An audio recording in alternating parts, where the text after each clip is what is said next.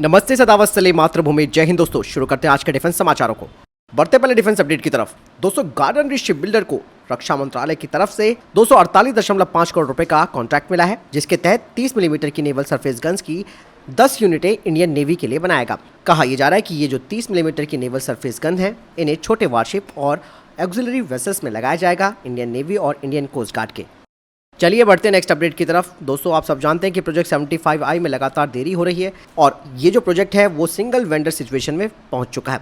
ऐसे में अब जर्मनी के डिफेंस मिनिस्टर भारत आने वाले हैं, जहां वे 6 next generation diesel electric submarine का प्रपोजल भारत के सामने रखेंगे, जिनकी अनुमानित कीमत करीबन 50,000 करोड़ रुपए होगी और ये गवर्नमेंट टू गवर्नमेंट रूट के तहत की जाएगी।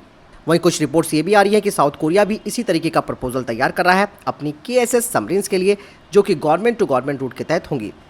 बढ़ते हैं नेक्स्ट अपडेट की तरफ। दोस्तों, quick reaction surface to air missile system का जो अंतिम यूजर ट्रायल है वो अगले महीने से शुरू होगा और इन सफल ट्रायल्स के बाद इस प्रोजेक्ट का डेवलपमेंट फेज और यूजर फेज का मूल्यांकन किया जाएगा और उसके बाद भारत डायनेमिक्स लिमिटेड को इसका ऑर्डर दिया जाएगा। कहा जा रहा है कि 2024 के अंत में ये ऑर्डर दिया जा सकता है। मैं आपको बता दूं कि हाईली मोबाइल QRSAM में 90% स्वदेशीकरण का स्तर है, जिसे कि 99% तक ले जाया जाएगा। चलिए बढ़ते नेक्स्ट अपडेट की तरफ। दोस्तों, ब्रह्मोस एरोस्पेस ने रशिया से बातचीत शुरू की है liquid fuel ramjet sustainer motor की ट्रांसफर ऑफ टेक्नोलॉजी के लिए, जिसका इस्तेमाल ब्रह्मोस सुपरसोनिक क्रूज मिसाइल में किया जाता है। दोस्तों, आपको बता दें कि भारत अब liquid fuel ramjet sustainer motor की असेंबली स्थानीय स्तर पर भारत में लगाएगा, जिससे कि इस मिसाइल का जो स्वदेशीकरण का स्तर है वो करीबन 95% तक पहुंच जाएगा और साथ ही साथ भारत की रशिया पर भी निर्भरता कम हो जाएगी। यही नहीं दोस्तों, ये जो रैमजेट सस्टेनर मोटर है, इन्हें फिर से स्थानीय स्तर पर इन्हांस भी किया जाएगा और ऑप्टिमाइज भी किया जाएगा, ताकि इसकी स्पीड को मैक 4.5 तक ले जाया जाएगा, जिससे कि मिसाइल 800 किलोमीटर की लंबी दूरी के टारगेट को भी इंगेज कर सकती है। बढ़ते नेक्स्ट अपडेट की तरफ। दोस्तों, रक्षा मंत्रालय ने एक हाई परफॉर्मेंस ह्यूमन सेंट्रीफ्यूज जो कि फ्लाई व्हील जनरेटर के साथ होगा, उसे बाय ग्लोबल कैटेगरी के तहत खरीदने का फैसला किया है इंडियन एयरफोर्स की एरोमेडिकल ट्रेनिंग सेंटर के लिए। दोस्तों, हाई परफॉर्मेंस ह्यूमन सेंट्रीफ्यूज की जो लाइफ है वो 30 साल की होनी चाहिए और ये पायलट्स को ऑक्सीलेशन के फिजियोलॉजिकल इफेक्ट्स की ट्रेनिंग देंगे।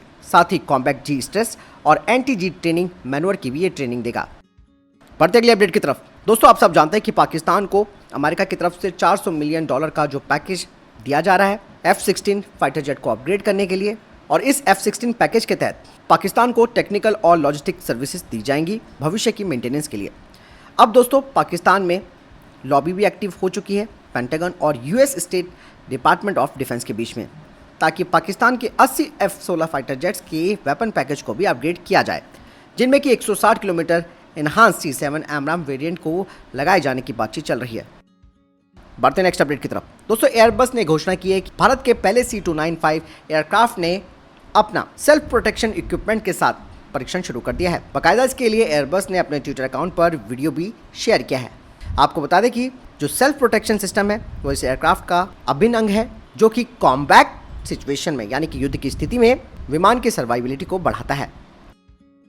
बढ़ते नेक्स्ट अपडेट की तरफ, जो कि प्रोजेक्ट 75I को लेकर ही आ रही है और मैं आपको बता चुका हूं कि इस प्रोजेक्ट में लगातार देरी हो रही है। ऐसे में अब ऐसी खबरें भी आ रही हैं कि भारतीय नौसेना कुछ कन्वेंशनल पनडुब्बी को लीज पर ले सकती है, यानी कि भारतीय नौसेना 10 साल की अवधि के लिए कन्वेंशनल पनडुब्बियों को लीज पर लेने का विचार कर रही है। दरअसल दोस्तों, भारतीय नौसेना में मौजूद जो जर्मन की शिशुमार क्लास की सबमरीन्स है वो अब अपनी रिटायरमेंट की स्थिति में पहुंचने वाली है और भारतीय नौसेना 4 1450 टन की शिशुमार श्रेणी की SSK सबमरीन्स को ऑपरेट करती हैं और इनमें से 2 पनडुब्बियां अब रिटायरमेंट के लिए तैयार हैं। वहीं दोस्तों, रशिया भी भारत को 3 रिफर्बिश्ड किलो क्लास की सबमरीन की पेशकश कर चुका है, लेकिन भारत के लिए दोस्तों इन पनडुब्बियों को शामिल करना काफ़ी मुश्किल हो चुका है, जिस तरीके की स्थिति इस वक्त रशिया में चल रही है। यानी कि साफ तौर पर आप समझ सकते हैं कि लीज पर लेने का मतलब साफ है कि प्रोजेक्ट 75I आगे भी और लेट हो सकता है।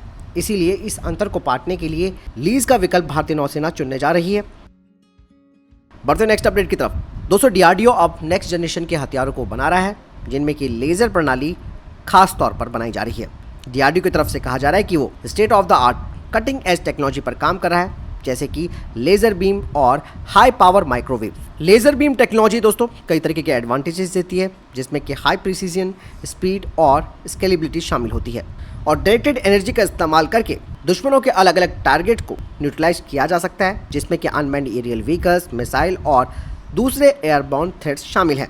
और डीआरडीओ का हाई पावर माइक्रोवेव, जो कि एक इलेक्ट्रोमैग्नेटिक वेव सिस्टम होगा, जो कि दुश्मनों के इलेक्ट्रॉनिक सिस्टम को खत्म कर सकता है बिना उन्हें फिजिकल डैमेज पहुंचाए। और high power microwave modern warfare में काफी क्रूशियल रोल निभा सकते हैं। बढ़ते नेक्स्ट अपडेट की तरफ। दोस्तों, मैंने आपको डिफेंस अपडेट में बताया था कि चीन अब अरुणाचल और लद्दाख के बाद उत्तराखंड में भी अपनी पैठ बनाना शुरू कर चुका है। और अब द हिंदू की एक रिपोर्ट सामने आई है, जिसमें ऐसा लग रहा है कि चीन एलएसी के दूसरी तरफ मॉडल गांव का विस्तार कर रहा है। आपको बता दें कि उत्तराखंड के बाराहोती के ठीक सामने चीन तेजी से गांवों का निर्माण कर रहा है। ये वो जगह है जहां पर भारत के साथ चीनी सेना का टकराव हो चुका है। इंटेलिजेंस रिपोर्ट्स की माने तो चीन की तरफ से 90 से 100 दिनों के अंदर ही मल्टी स्टोरी बिल्डिंग्स बनाकर खड़ी कर दी जाती हैं और इन बहुमंजिला ब्लॉकों में वो 300 से 400 घरों का निर्माण कर रहा है। यही नहीं, इसके अलावा ये भी कहा गया है कि पीपल लिबरेशन आर्मी की गश्त 15 दिनों या फिर उससे भी कम समय में अब देखी गई है, जबकि पहले एक सीजन में एक बार ही गश्त की जाती थी। चलिए बढ़ते नेक्स्ट अपडेट की तरफ। दोस्तों, अमेरिका के रक्षा मंत्री लॉयड ऑस्टिन भारत आने वाले हैं और वो अपने समकक्ष राजनाथ सिंह से अगले हफ्ते मिलने वाले हैं। अमेरिकी रक्षा मंत्री लॉयड ऑस्टिन की ये यात्रा अगले महीने प्रधानमंत्री नरेंद्र मोदी की राष्ट्रीय यात्रा से पहले हो रही है। अमेरिका की तरफ से कहा गया है कि ये यात्रा नए डिफेंस, इनोवेशन और औद्योगिक सहयोग की शुरुआत तथा अमेरिका और भारतीय सेनाओं के बीच ऑपरेशनल सपोर्ट का विस्तार करने के लिए चल रहे प्रयासों में तेजी लाने का अवसर प्रदान करती है। ऑस्टिन हिंद प्रशांत क्षेत्र में अपनी 7वीं आधिकारिक यात्रा के तौर पर जापान से अपनी यात्रा की शुरुआत करेंगे। बढ़ते नेक्स्ट अपडेट की तरफ।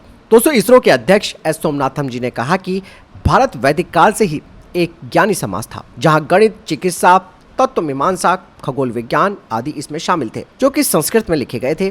लेकिन ऐसी सभी शिक्षाएं कई हजार साल बाद पश्चिमी वैज्ञानिकों के द्वारा की गई खोजों के रूप में देश में वापस आई। यही नहीं, एस सोमनाथन जी ने कहा कि सूर्य सिद्धांत संस्कृत में मेरे सामने आने वाली पहली किताब उस क्षेत्र के बारे में बात करती है जिसके बारे में मैं परिचित हूँ। और ये किताब विशेष रूप से सौर प्रणाली के बारे में बात करती है, कैसे ग्रह सूर्य के चारों ओर घूमते हैं, इस गति की आवधिकता, समयमान आदि। यही नहीं, इसरो प्रमुख ने कहा कि आर्टिफिशियल इंटेलिजेंस, मशीन लर्निंग के क्षेत्र में काम करने वालों को संस्कृत से प्यार है और ये देखने के लिए बहुत सारे रिसर्च चल रहे हैं कि कंप्यूटिंग और प्राकृतिक भाषा प्रसंस्करण। तो दोस्तों, ये थे अब तक के टॉप डिफेंस और स्पेस अपडेट। वीडियो के सामने कोई प्रश्न, जवाब या कोई सवाल है, कमेंट सेक्शन में लिखकर जरूर पूछ सकते हैं। मिलता हूं नई वीडियो के साथ। चैनल जरूर सब्सक्राइब कीजिएगा। जय हिंद, वंदे मातरम।